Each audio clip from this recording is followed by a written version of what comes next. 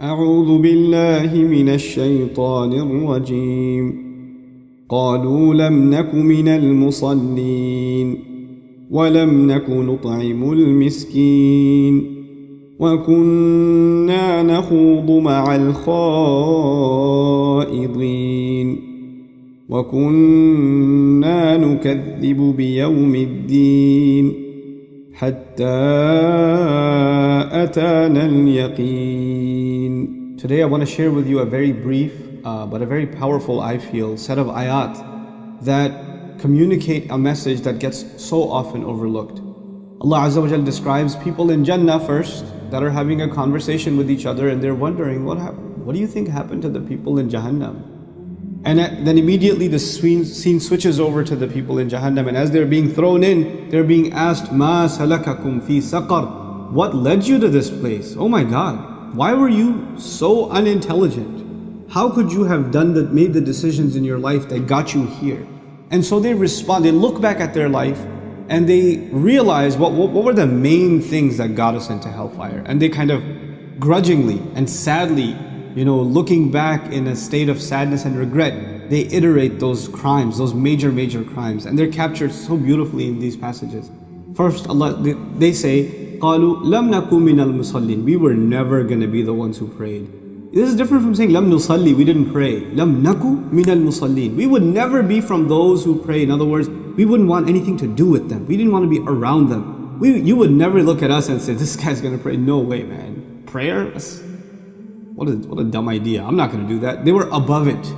You would never find me among those people. And then, interestingly, the next ayah says, وَلَمْ نَكُ نُطْعِمُ الْمِسْكِينَ. And we would never be the ones who would feed or give food to the miskin, the one who can't help himself. Just a little definition is necessary here. Al-miskin in Arabic comes from two roots that are fused together, some argue, like Ibn al-Faris argues. And it's actually from the one hand masaka, which is to stop, and sakana, which is also, to stop eating or to come to a pause and to stay there. In other words, there are people who maybe they weren't bankrupt or homeless or in desperate need to begin with, but they ended up in that situation and they can't get out of it. They're stuck in that state. A lot of times people of wealth that are very arrogant look at people that are poor and say, why can't they help themselves? Why can't they get a job? Why can't they improve their state? And a lot of them are not just poor, they're not just fuqara, they are masakin. There's a difference. A miskin can't help his situation. The political situation around them, the economic situation around them, the health situation that they may be in, the family situation that they may be in, paralyzes them in that state and they're not able to help themselves, right? So these people say, we didn't used to consider ever giving food to them either. وَلَمْ نَكُ نُطْعِمُ الْمِسْكِينَ وَكُنَّا نَخُوضُ مَعَ الْخَائِضِينَ. So if you're not caring about Allah and you're not caring about humanity, what's left? We used to, this is my own translation, so bear with me. وَكُنَّا نَخُوضُ مَعَ الْخَائِضِينَ. We used to chill, we used to hang out. خَاضَ يَخُوضُ, to just talk, just to run your mouth, just to hang out, just to kill time, if you will. We used to just kill time. We had a great time though. Party after party, movie after movie. That's what we did with our life. Travel, vacation spots. That's all our life was. It was nothing else. Allah Azza wa Jalla in this ayah has given us profound wisdom. When you become people of salat, the opposite is true. When you become people of salat, your heart softens towards Allah. And if your heart softens towards Allah, then necessarily it softens towards Allah's creation.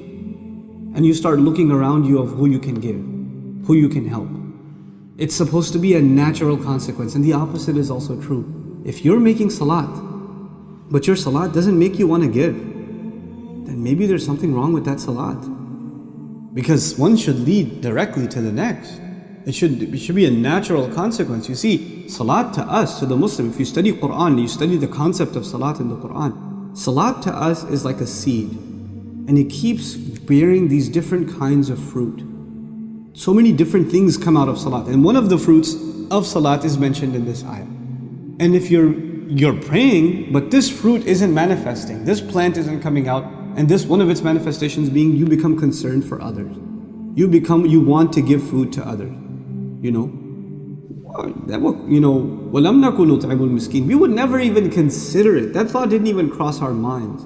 Subhanallah. There are people who assume, unfortunately, that they're people of Allah only by doing one thing or doing another thing. Okay, I'm going to make salat, I'm going to make really good salat, then I'm going to recite some Quran, then I'm going to study some ilm, then I'm going to do this, and they have a list of things they're going to do. But you know that list comes from Allah.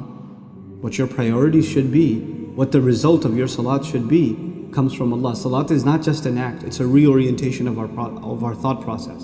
And so in this beautiful, beautiful ayah, Allah talks about people who didn't really take advantage of their salat. And I want to leave you with this other place in the Quran where Allah talks about a generation of people who are worthless. فَخَلَفَ مِن بَعْدِهِمْ خَلْفٌ. And what does He say about them? أَضَاعُوا الصَّلَاةَ. That's remarkable. He says about them, they wasted the prayer. He didn't say تَرَكُوا الصَّلَاةِ. They abandoned the prayer. أَوْ لَمْ يُصَلُّوا. They didn't pray. He didn't say that. He said أَضَاعُوا الصَّلَاةَ. Profound words. They wasted the prayer. In other words, this is a seed. If you don't water it, if you don't let its fruits come out, its manifestations yield for it to become, for those things to become reality. And you wasted this beautiful seed. You know, salat is something that should bring other things to life. That's what it's supposed to do. So may Allah Azza wa Jal make us people of real salat. People that when they make salat, it leads to something. It leads to them wanting to concern themselves with the needs of others. And they don't become insensitive to that, so the only thing they worry about is entertaining themselves.